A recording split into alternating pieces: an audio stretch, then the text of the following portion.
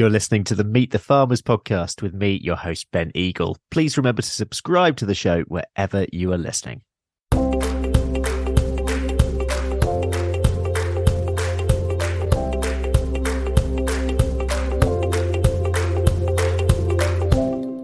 Hello, everyone, and welcome to episode 186 of the Meet the Farmers podcast with me, Ben Eagle. Today, I'm heading to the Cambridgeshire fens to meet arable farmer Luke Abblitt. Luke is a Cambridgeshire County Council tenant farmer, farming 350 acres just outside of Ramsey. He grows wheat, barley, rape, sugar beet, and potatoes. So we'll have a lot to talk about, especially on those latter two, and has even dabbled in growing celery in the past and millet.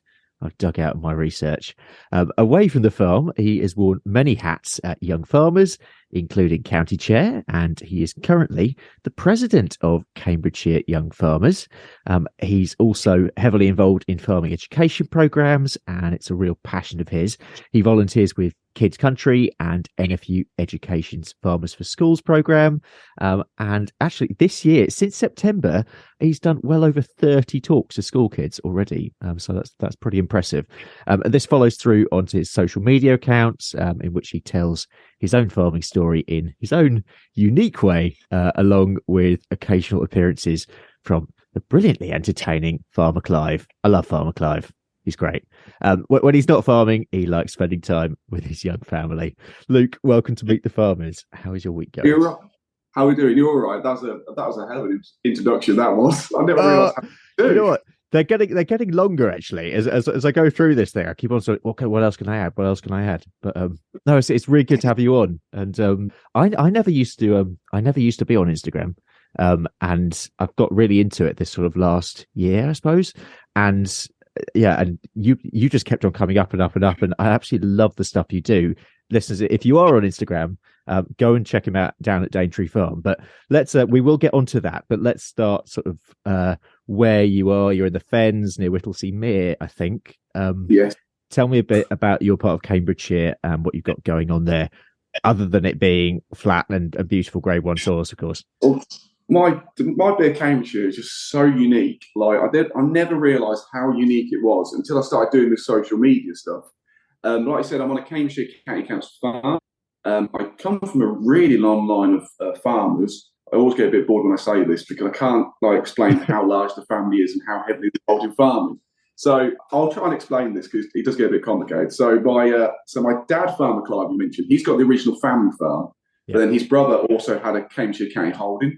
And then his son's got a Cambridgeshire County holding. Then my dad's cousin had a Cambridgeshire County Council holding, and my other dad's cousin got. So you can see my cousin farms, my brother farms, my uncle farms. There's all a massive. We've got individual farms, and you can just see when family events happen, why I just kind of went into farming, because it's the only thing that I've really been surrounded by, and the only thing I kind of known, if you know what I mean. Yeah. So that's more or less the family history.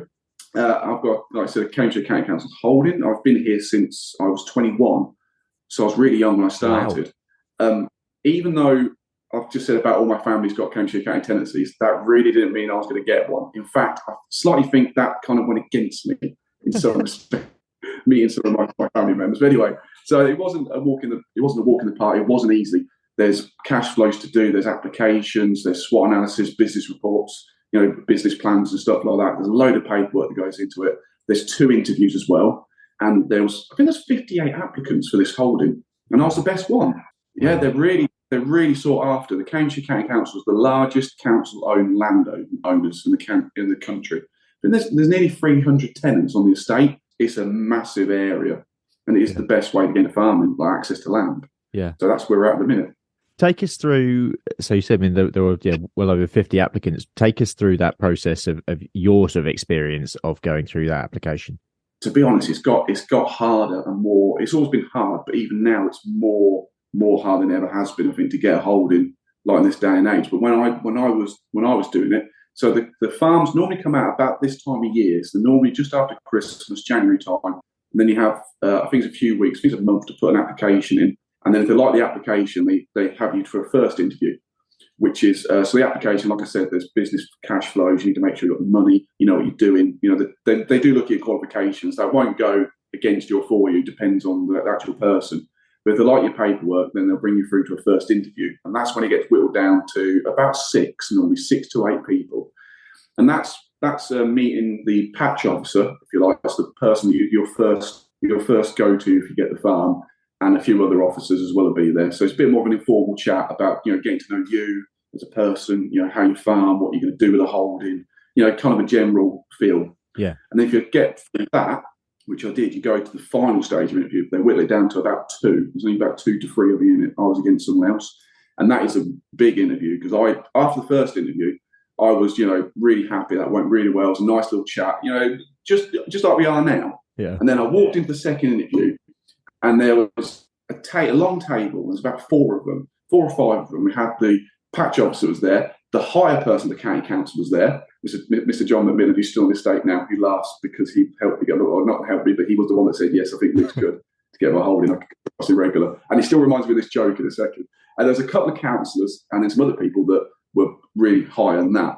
And I walked in. It's just when the X Factor was, kicking off. Okay. And I walked in and I went, please don't press your buzzers yet. No one laughed. I was like, oh, no. I just screwed this up. But anyway, so after the little fluffy interview we had, I thought, this is going to be okay. No, they completely bombarded me with questions that I didn't expect. I knew my figures inside out. I knew what I was doing. There was all, there were some really difficult questions, like how... This is going back 10, 12 years ago when it was on about how would you combat carbon and climate change. Just coming out of college and stuff like that. There's bits that was 2011? Yeah, 2011. That was one of the questions they asked me. I remember it now and it's like, whoa, I never really experienced this. Coming straight out of college, there's not really much in the media, social media weren't kicking off. Yeah. There wasn't much coverage of it. I mean, there wasn't the media like there is today. You had the Farmers Weekly and some other publications. And that was about it. That's all you got your knowledge from unless you went to meetings. So, I managed to get through that, less cultivations, rolling, that kind of thing, to soil health. And then the other one was, what can I bring to the county council? Now, that's a stump. I was like, right. What do you say to that? I thought about it for a second and went, 2 rent checks a year, really. Oh, good one. And I said I'll get involved because they have a county cricket match. And they have a couple of meetings a year, so I'll get involved in that because I like being part of the tenants, if you like, because we all know each other because we're such a small community, farming community, you know each other and stuff like that. And my cousin's actually the captain of the cricket team for the county farmers, if you like. So I knew a little bit about it. But yeah, they really sideswiped with some questions. So I was expecting all cash flow questions and stuff like that, but no, there was all a bit out of the box questions. But I managed, don't know how, to get the whole. I really don't know how I did. It still amazes me that I was the best applicant. Yeah, and it's amazing, isn't it? Because it's the thing about tenancies, isn't it? Because obviously you were successful. And was that your first application? Second application. That's your second. So what was the other experience like when you didn't, and how far did you get through the process on that one? I didn't get through to an interview. Okay. So I must have, I don't know what, I done more or less the same application. I remember in my first interview, they literally said, did your dad help you write this? Honest to God, hand on heart, I can say he had nothing to do with it. He really didn't. It was a secret. I did it on the dining room table. I was up there writing my applications. Mum was helping me spelling because I'm not very good at spelling. And I just chatted across to Dad about a couple of figures. And all he went was, and I quote, "You're too young anyway. You're probably not going to get it. You'll be fired." Honestly, he never helped at all. And then when I got on to money-wise, I had a little bit of savings, so I'll be saving up. I did have a great bit of money.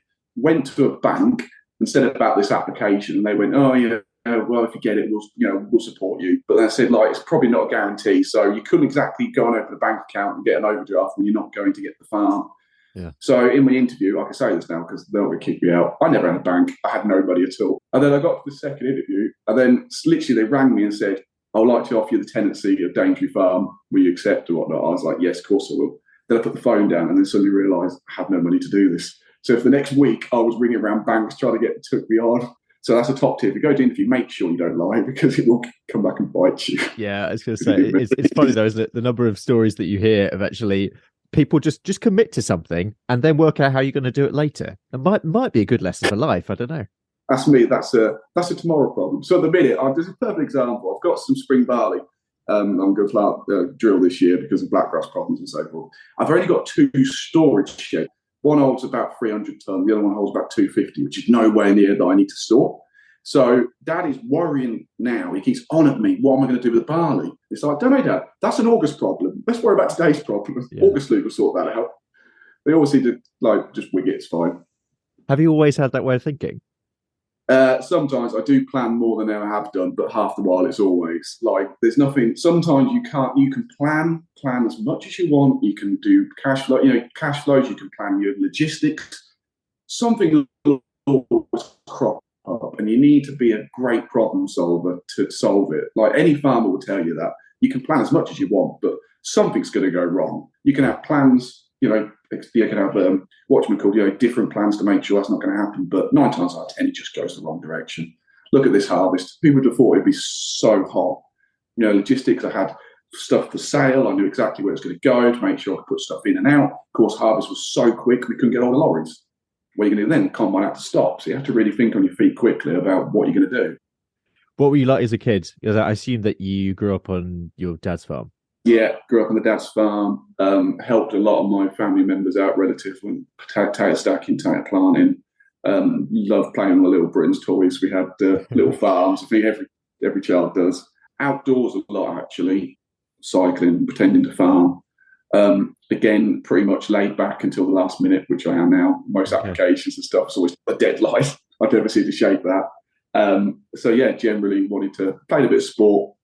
And I knew exactly what to do. I went to young farmers, young as well, so that helped kind of drive home agriculture, if you like. I was just trying to think what else I did. Yeah, that's about it. Really, played a bit of football. Yeah, I find it really interesting, John, because, and we'll get on to the sort of the education school stuff that you do later on. But the other kids who you went to school with, were there many farm kids? Were they mostly farm kids, or were they not? And did farming come up at all? No, there was 1 or 2 of us, because again we live in a small, even though it's quite a big school actually. There's only 1 or 2 of us actually farmed. There's a couple of years below me who are all still mates now. To be honest, we're real good mates to this day.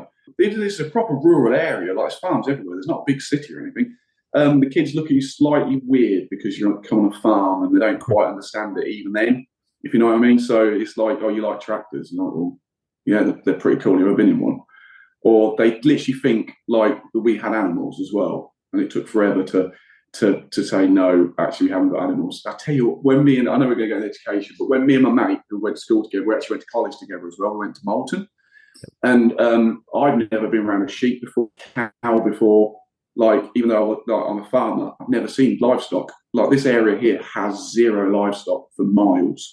So when we got to college and we had to look at sheep and cows and stuff, I was moving away from the cow, things are kicking any moment. Yeah. People, it's hilarious. They're like, "What? You've never seen a cow before?"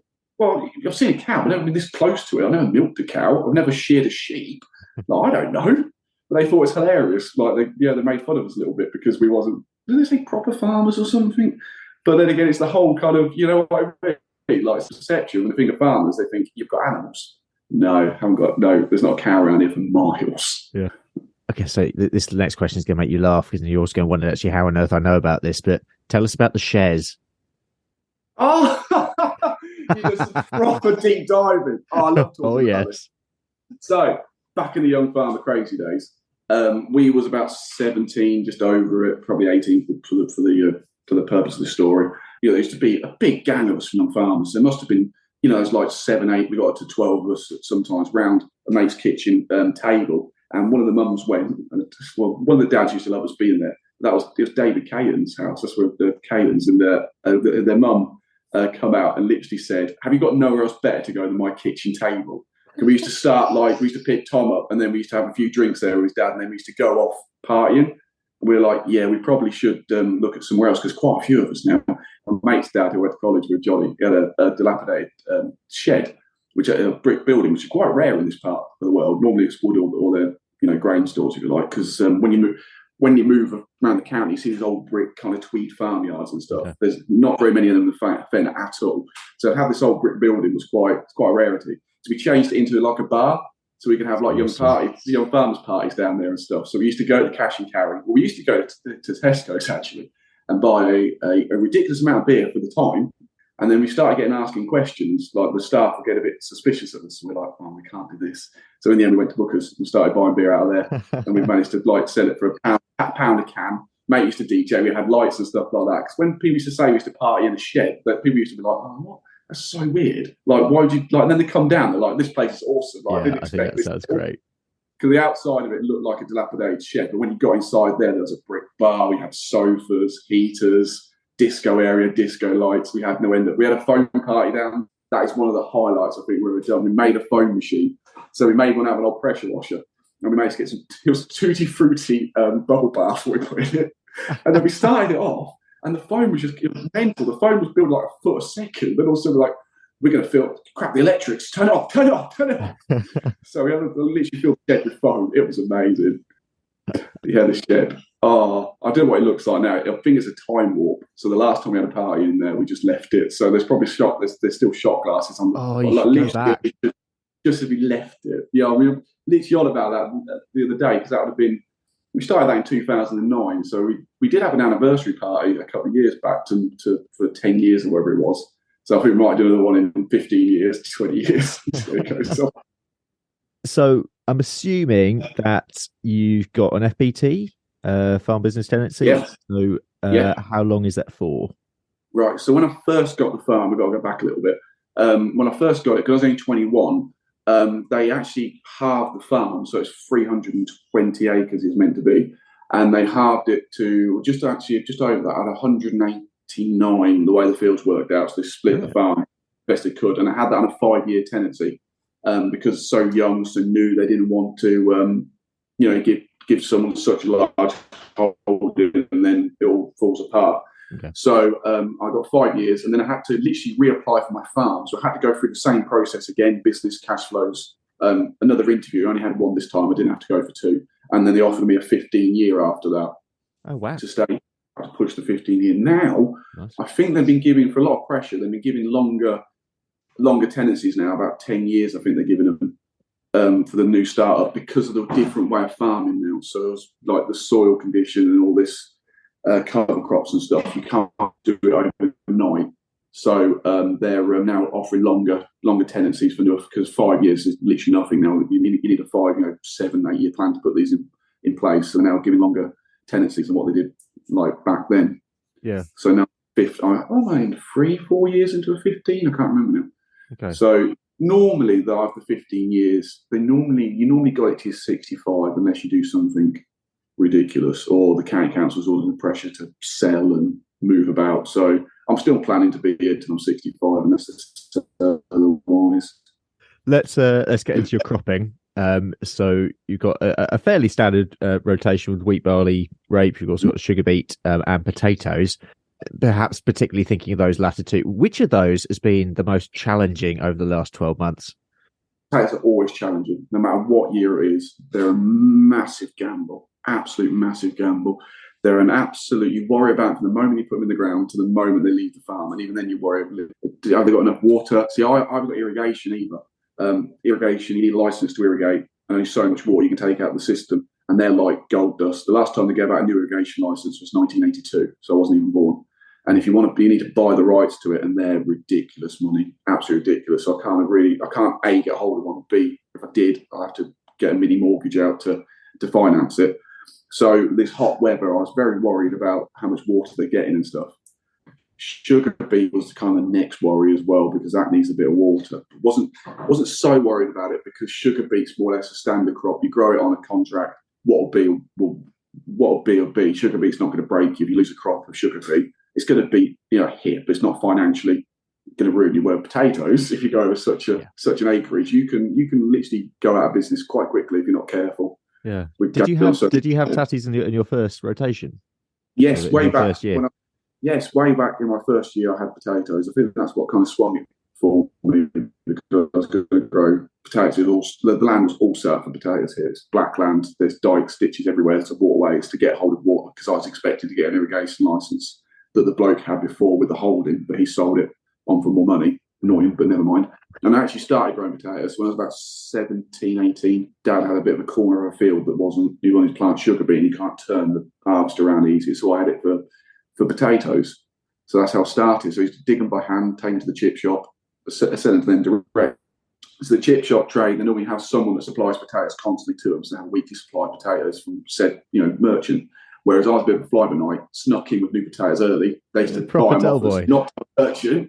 Yeah. And then so I used to go around a few chip shops saying, "Oh no, we've got somebody who does around." I was like, "No, you don't quite understand. I've only got these from a limited period. So would you like some or not?" And because I had them there and then, they're like, "Yeah, go on then." Because they didn't have to tell their merchant, they didn't need the potatoes. They brought someone else, you see. So they used to slip, half a ton here and there every week or so before they run out. I always used to live on a Friday night as well, always a Friday, because I had cash on the hip to go to the party on the weekend. So I did reinvest some back, but most of it I used to go partying with.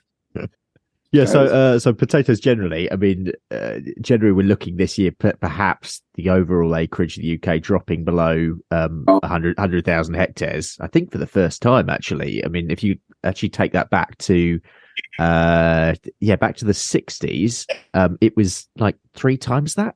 So it's been going down and down and down and down. What's in your sort of area? Because I'm guessing there's quite a lot of you grow tatties around where you are. How many people are going down in terms of their acreage this year?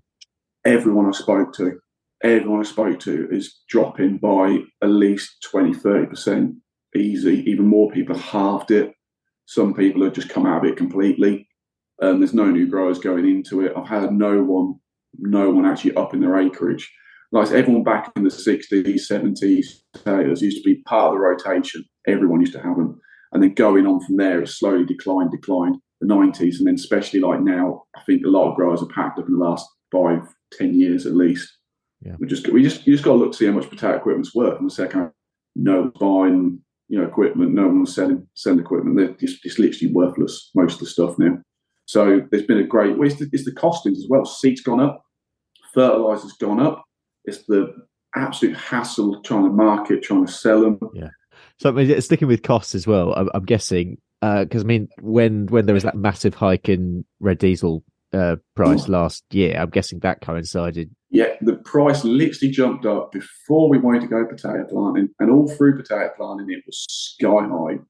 I think I paid 132 at one point, and the tractors were getting through. They get through like a tank a day, so you really get through some diesel. I've only got a small diesel tank because I can't keep affording to fill it up after a while. So what's the point of having 10,000 litre tank when I can only afford 2,000 litres? So that's my theory when I brought the tank. So anyway, put 2,500 litres in the tank, and then was on a third day or something. And a cousin come. I'll go planting with the cousin. And he's like, "You got no diesel?" What do you mean, got no diesel? I brought some the other day. We thought someone nicked it. Then we added it up and went, "Yeah, we just put it through the tractors." Oh no, had to go room to get some more put in. But yeah. So when the prices rise and you're literally going up and down thinking, this is costing me a lot of money, this is. So then we still do the old way. So we're not got into this. We still ridge beds. So we have these big potato beds we ridge before the winter time. And then we go through with a bed tiller. So that's like a rotavator basically that smash the soil up. And then we de-stone afterwards or declod. And then we plant. And that's kind of gone out of fashion now with the new equipment and the AVRs that have been brought out. The hook tines that spin really quickly, and most people are just doing that now and going away from beds.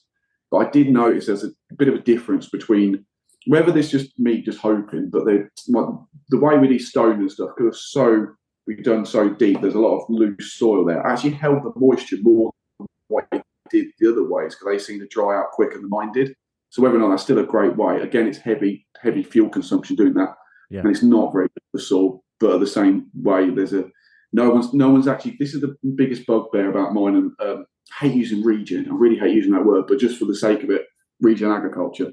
People keep. I'm into it and stuff. I was probably going on that a minute ago. But when you get potatoes and sugar beet, it's hard to fit that in that kind of system. Yeah. What about fertilizer? Have you cut down this year? Yeah, oh, definitely. We do get. I have sort of tested to make sure that I'm putting on the amount that I need.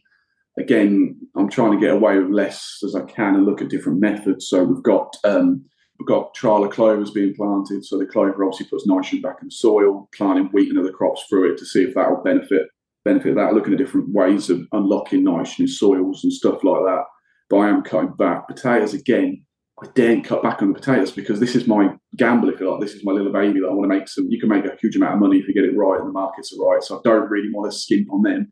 But at the same time, I don't skimp on anything else in case they go wrong. So it's a bit of a how much can I get away with, how little can I get away with doing, or how much does it can actually need. So I think we need a lot more research, and this is why this is why sometimes I don't get laughed at, but people look at me like, you're a farmer, but you don't know about this kind of stuff. It's like, no, because I've got, and my brain is doing everything else at the minute. So accountancy, mending stuff, needs to be here, there, and everywhere. I'm meant to be a dad. I haven't got the time to go to these seminars and lectures and stuff like that to find out about this kind of stuff. I've got other stuff that I need to be doing to make money than what I am. I know it sounds a bit roundabout system, you know what I mean? Like, there wouldn't be agronomists and people in that industry if there wasn't needed and farmers knew all about this stuff. We don't. So I lean a lot on them people to tell me like what they advise to do. Like, I don't do it blindly. I their advice and think if that's right or not. But there's a lot more people, so I normally ask them, or someone comes down and advise me what I should be doing, what I shouldn't be doing. Let's get on to your work in schools, actually, because this is really exciting, and you're doing loads on this. Tell me a bit about how that started, because I mean, you're doing loads of school talks now, but was there a point when you thought, you know what, I need to do this? My mum is actually a school teacher. She's a preschool practitioner. So every year, my dad used to go into school and show the crops, even when we was there for a kid on the farm. Then I done it for a year or two, like with him. We took a tractor in and showed the tractor. We grow this on the farm. We grow that on the farm. And I was like, actually, like the way Dad was doing it, I was like, I can make this a bit more exciting. And some of the kids like didn't have a clue. I was like, they really should know about this kind of stuff. So that's where I started doing a couple more school talks, like on my own and mum's school and another school. And then I got involved in Kids Country. They rung us, someone recommended me to do some mic stuff for them. Like, they have a massive event every year. Basically, I like to describe it as cereals for kids. So There's tractors there, there's people who grow bananas, you name it, all around the world, different foods are there. It's massive. There's about 7,000 or 8,000 kids come to it. So I'd done a mic for them, and they said, do you want to come and do a couple of days for us? And I'd already done a few school talks myself. So I was like, yeah, we can do. So that's how I really got into it. And then lockdown come, we couldn't do it. And then I realised there's such a gap. So when it came out of lockdown, I was like, right, I'm going to start doing this as Farmer Luke kind of job and go into schools and stuff a bit more than I did, and try and really go for it and make kids I wouldn't say think about it, make kids think about their food. Not I'm there to lecture them about why you should buy British, because there's several reasons, but at the same time, like the fundamentals of growing crops and stuff. So they see it. My main aim is, if they see a tractor, they've got an idea what the farmer's doing, and if they go buy a crop, they can guess what they're doing. And also, as well, they've got the freedom to ask questions. I love questions. There's no point in talking to this stuff if you don't, if you don't understand it, you want to know something different, then I'm more than happy to talk about it. So that's how it all come about, and then it just kind of snowballed from them. And then when the word gets around that you do these school talks, loads of schools ring you and say, can you come and do one for us? And now I've managed to hone my skills, because I used to take in loads of crops and then show them how the crop was grown, and then this is what it makes, a bag of sugar, this is a sugar beet. Yep. And I revamped it a lot. So I got my old Britain's toys out. They used to play on the carpet I was on about earlier. Right. So I take them in. So we take a tractor in, kids, but you can't get a combine in there. And sometimes the kids don't know what a combine is. They've seen them, but they're not quite sure what they call it and stuff. So I take these little toys in with me. So normally I scale it down to about 20 minutes. So I split the kids' age groups to what talk they get. So 5 to 11-year-olds get the Farmer Luke talk on wheat, sugar beet and potatoes, and they get the scale model. So I start on about wheat, and the farmer ploughs the field, and then we drill the field, and then sunshine and rain. I've got some little sunshine on a stick and rain on a stick, so they can tell what the 3 things that a plant needs to grow. And then when it comes to sugar beet, I show them there's a different drill, and then I make them all sit in lines, so they're like sugar beets. And they're like, so it's different to the wheat. So you see the wheat cultures, there's loads of them, but sugar beets only got 6. Oh, that's great. To make them realise that they're all planting out. So then the sunshine comes up, and they have to get their arms up like leaves and catch the sun. And then I do it again, make them spread out. And when they come out, then the little faces go, because they can grab more sunshine and rain with the leaves. Yes, that's why we space them, to make them realise. Now, I know I said we plough the fields, and we just touched on, like, we don't do that at all. And I've had several conversations with people about this. Now, my idea is the kids have read books like The Little Red Hen. They've read books on farming, and the farmer ploughs the field. That's standard in the book. We don't see the farmer goes over a straw rake and then direct drills wheat. I don't need to know about that yet. When I go in there, I'm not upsetting the apple cart. As long as they know that I grow wheat that makes bread and they eat it, I'm over the moon. It's the 11 to 14, 16, even more than that. They get a little bit more. If I go in with NFU Education, do a fantastic myths around agriculture, and everyone could be a farmer, and some of the facts that they've heard, and like to kind of debunk them as such, like the amount of emissions we get and stuff like that. I do a lot of that with it's a fantastic program for education, and the older kids then I talk about how you can have jobs in agriculture, and I've done a lot on budgeting in agriculture, and actually we have this technology, we don't damage the environment as much as what you think we do. Again, I don't try and lecture them. I always want them to ask questions. So I've done a geography class about their assignment was, is agriculture detrimental to the environment or something along their lines? So I went in there to just say what I do, and I had a whole hour with the kids. And when I started talking, I was like, there's about 14-year-olds, about 13, 4-year-olds, 14, 15-year-olds, I can't remember now. Anyway, I said, like, you're all adults, and I don't want to stand here lecturing you about farming, because that's boring. So I've got a PowerPoint that I need to make sure that I cover some topics. But at the same time, please ask questions. If you don't understand anything, put your hand up and just say, I don't understand. Can you explain that? Or can you explain that more? Like, this is your lesson. You've got to write this piece. I'm here to answer questions as well. So we set ourselves talking about it. And then for a start, I was on about how we're trying to get net zero. And the first question was, what's net zero? Wow. I was like, really? And they're like, yeah. And they all looked at me funny. And I was like, I thought you used the Greta Thunberg's, generation. But they're like, no, we never heard that word before. So I explained it, and then we carried on a bit more. And then I was on about global markets. Again, they think you just rock up with a bag of wheat and then go, there, Mr. Tesco's, can you turn that into flour, please? Can I have my money, please? So I showed them a graph of how the wheat price goes up and down. And this is a bit of a joke as well. So I got to February, and of course it went whoop last year. Yeah. And I was like, guess what happened there? And they all looked a bit funny. And I was like, that's when Mr. Putin invaded the Ukraine. And they all looked at me blankly. And I was like, the Ukraine war? Russia, the Ukraine? No, what's going on there? What? Yeah, I know. And I was like, wow. Does anyone actually watch the news? Wow. I suppose they don't. I mean, kids don't watch TV, do they? So no. If it doesn't scroll on that TikTok or doesn't come on, they're not going to know. No, basically. So they only literally, it's worrying as well. If that's their kind of, that is worrying. You know what I mean? And as well, like, why I'm so driven to do these school talks is, like I say, it's not just that, like that particular example, but also children don't know where their food comes from, and they don't go shopping with their parents either. I've noticed there's been a decline in family shopping, or younger kids in a shop with whoever buying stuff, because it's a lot easier to click and collect, a lot easier to self scan, or just pick up, get it dropped off at a house.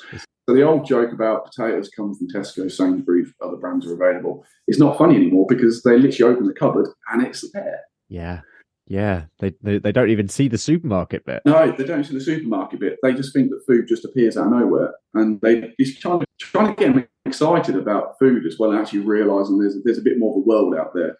It is another aim as well, because if it's not on their phone, they just don't want to know. I know there's a lot of people probably look at this jumping and say that's wrong, but my personal experience is, I went the other day and asked them to watch the news, and they all know. No, it is slightly worrying. Wow.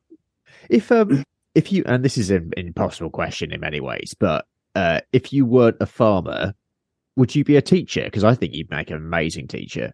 I've thought about this several times, actually, doing these school talks, and I always joke the teachers, like, this is easy, I could do this for a job. And they always go, There's a bit of my talk where I say about, like, when we combine, and I always relate it to the younger kids. So remember we did a 6-week holiday, you're out playing with friends and stuff like that. Your teacher's in Barbados, sunning herself, and, they're at very exotic places. And they always laugh and say, oh, no, I can't afford that. One teacher honestly went, I can only just afford to go to Skeg Vegas and have to take my own caravan with me. It's like brilliant. But, I think my spending let me down. I think some of the kids will laugh at me. I don't know what I'd do if I weren't farming. I do like lorries and diggers, so I could have been doing something like that. I could have been earning a lot more money elsewhere, to be fair. I don't know. That's true enough. What would be your advice to other farmers who'd like to engage more with schools? Because I mean, there are lots of, whether it's through the NFU, whether it's through Farmer Time, there are lots of these sort of things available now. Definitely get involved in NFU Education if you want to do older kids and you're frustrated with the media. Even though I think you'll find that some of the kids just want to listen to what you got to say. I haven't had anyone challenge me yet and say that's wrong, or I don't know whether it's because they're dead, but there's some, most kids, like, again, hasn't really thought about where food comes from. There's not many of them actually, challenge the myths, so to speak. If not, just go. There's loads of most showgrounds actually have their own little education programs that go on. Contact your local school and say, "Yo, I'm a local farmer. Do you want me to come in and do a talk?" Especially if you're an animal farmer, you can take a sheep in. They'll jump at that chance. Like kids can meet an actual sheep or some kind of animal.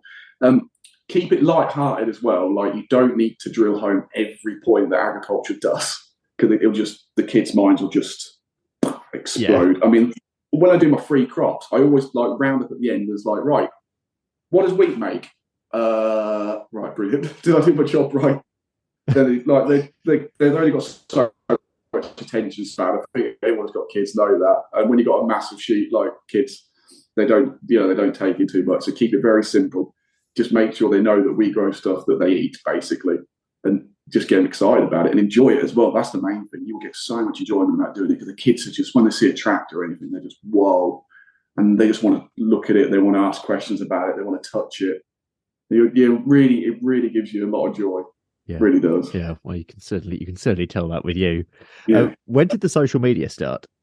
Social media stuff. I've already been having an hour in about doing it before, but lockdown, that's when it come about. I saw a tweet from NFU Education and was like, it was an email, one of the two. It was like, can you do some videos on how we farm, what you're up to? We could send them around schools and stuff. And I was already doing my school talks, and that will come to a grinding halt. And I was like, actually, this will be a nice little filler. I can carry on doing that. And I went down a very niche, I still do now actually, like a niche videos. I do a little bit of what we're up to on the farm, but it's mainly how we farm, what we do, and what we do it with. Very simple terms. So one of the first videos I done was sugar beets. So I showed the sugar beet drill and how the sugar beet's planted, and then how a tractor works. So we're in a tractor looking at the different dials and stuff like that. So I like to aim it to people. Basically, if you've got no knowledge of farming at all, I like to think that you can watch it and you'll come with a bit of an understanding afterwards, if you know what I mean. So that's how that will come about, and that's what I try and aim my videos for. So whenever someone in the industry says, "I like watching your videos," that is a massive thank you very much, because you don't need to watch them videos. Yeah, I'm teaching you to so to speak. Like you've seen a tractor, you know what a gear stick looks like. Do you know what I mean? Like you drill, you know what this thing is. When you say you like your videos, that's always a massive thumbs up, if you like. Because I have been having an eye on whether to do a blog on the farm and stuff like that, but there's no end of different people that do it, and a lot better at it than me. Well, a lot more. The other thing is that you know who you're speaking to as well. This is about the kids. Yeah, definitely. It's about kids and anyone with no knowledge. So I don't go into in-depth detail unless I'm asked to go into in-depth detail. I like to keep it fun, light-hearted, easy to watch, so they can watch a minute of me talking about a tractor. Or I've done one on ditch clearing. I know that's a pretty boring subject, but again, quite unique to the fens. And I wanted to tell we have drains, ditches, and dikes. So they need to. I think you made that interesting, and that is hard. Oh, thank you. Genuinely. Normally, I'm not a very good producer, so I have to do stuff in order. So when I do stuff, I have to film it as the video is going. But yesterday, when I'd done that, I was next to a main drain. I was next to the pumping station, river. Yeah. So I had to film them first. I had to work backwards, and it absolutely blew my mind. I was like, I had to watch the video back. Like, what was I going to say? I can't remember now. So yeah, that's literally the kind of thing I like to, simple, easy to understand, and try and make it funny as well. Like there's a end of stuff you can go into which other people do better than me that I don't cover, because that's not my core videos I do. And I try and chuck in a bit of humour as well. Like, you're going to mention Farmer Clive. He's always hanging about like, all right, come on, get a video. We have to sometimes limit what Farmer Clive said, because I was thinking Dad and the older generation, I don't know whether you come across it, but they always think that everyone has an understanding of agriculture. Like, you're born and you know what a plough is. You're born and you know what a tractor is. Don't these people open their eyes and see stuff?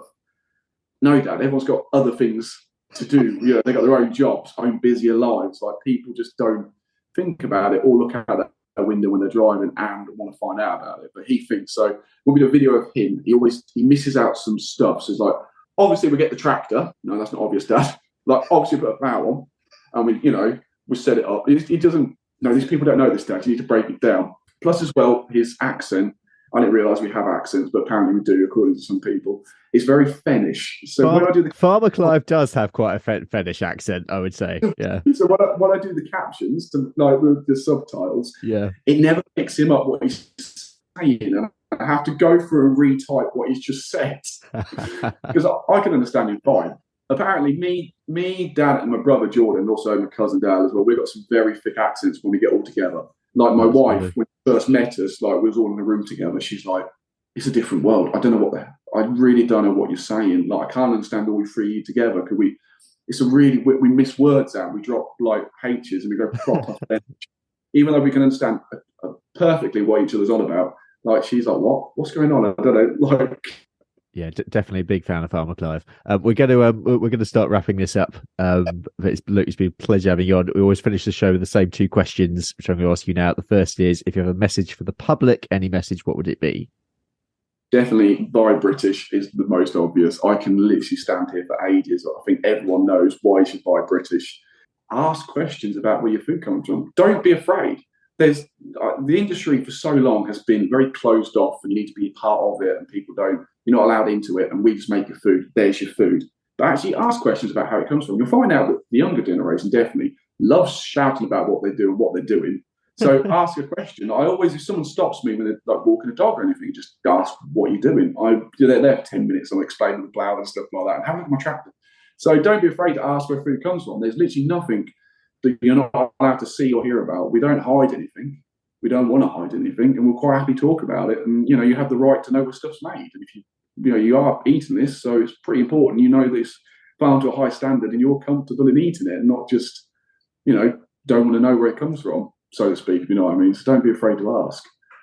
And your message to farmers? Message to farmers: be more open. Definitely don't. When it comes to British farming, I honestly think it should be a brand. I think you've probably heard this before. I think British farming should be a brand like any other brand at all. So we need to be proud of it. We need to protect it, so to speak, and we need to show it off in the best light possible. You never see any, like when you put stuff on social media, before you press that post button, please look at the video again and think, is this a great idea? How many other farmers are going to watch this and go, why did you put that on? And then people have to undo your mess, for instance. So say like you're a young farmer who thinks it's hilarious to put videos on TikTok, for instance, of you not driving the tractor. You're standing there watching it go by. Just think for a second how much really concerning one. damage the future of British farming. Not only put yourself at risk, forget that bit. Like I don't know, if you want to get run over by a tractor, you're boring, if you know what I mean. But at the same time, it's going to damage the brand that quite a few of us are trying to build and trying to push to the public. Because people need food. They need food to live. Where they buy it from is completely up to them. They can buy it from around the world. They've got the right to. I know that's probably going against the people should buy British, so to speak, but they are. They've got their own minds. We're allowed. It's a free country. You can buy what you want. So when it comes to farming, just don't think about what you're doing, about protecting the brand. You don't see people from Coca-Cola putting stupid videos on there or behind the scenes at a factory. They get shut down pretty quickly if there's something dangerous happening in it. I know I just said about being more open, but like there's some stuff that you shouldn't be doing on a farm, full stop, like let alone video it. Yeah, to put on there, do you think it's funny? So there's a reason why the industry has such a high accident rate still. Because because you're brought up in it, you don't respect tractors. I know I do, but at the same time, you've always been around big machinery, danger's part of the job. You don't see the danger, if you like the danger is just a minor coincidence, or you don't even think about that might chop my hand off. You just do it because you're used to working around it. So that's probably where some of the danger. We've got to get better actually at looking at it and thinking as a proper industry, like we are a proper industry. We need to start putting some safety measures in place. It's not just the it won't happen to me, but other stuff as well. Like one of my biggest bugbears is how much safety costs as well. I know everyone's going to go, oh, it's pretty cheap. Have you looked at some of the cost of PTO guards? I've got a guard on the combine now that's on the side of the combine that Farmer Clive hit a side bank with and broke it. I've been telling him for ages to go around the other direction where there's no chains and stuff like that. No. I'll go around the massive, very expensive guard is. Plastic guard on the side of my combine. I think it was going over $1,000. I'm not and you surprised.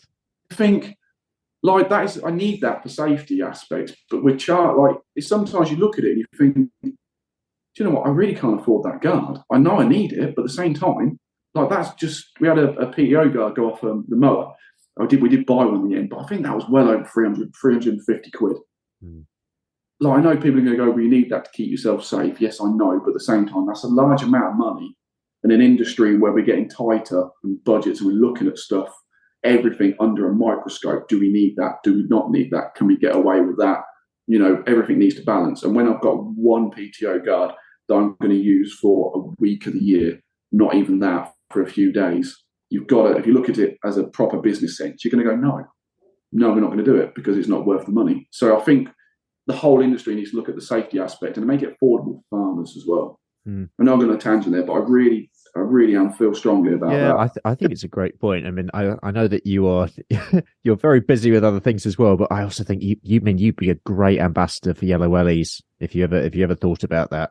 I've seen it float about a bit, and safety is like I'm more safety conscious than my father. I know it's a generational thing, but I've even looked, especially now I've got a young family as well. Like I've got stuff to go home with. Now I keep mentioning it, but even simple things like this, my wedding ring, that's actually rubber.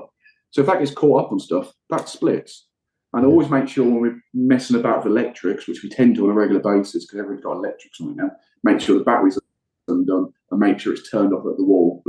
Because just simple things like that my father don't look at, or just make sure I wear a pair of gloves when I'm doing something, like handling any chemicals and stuff like that. But no, again, you've been brought up around it. You know, you kind of know the dangers, but sometimes you've got to stand back and think, actually, that might hurt me. I might get damaged for that. Mm. So that's really made them more safety conscious. So yeah, get better as an industry, definitely.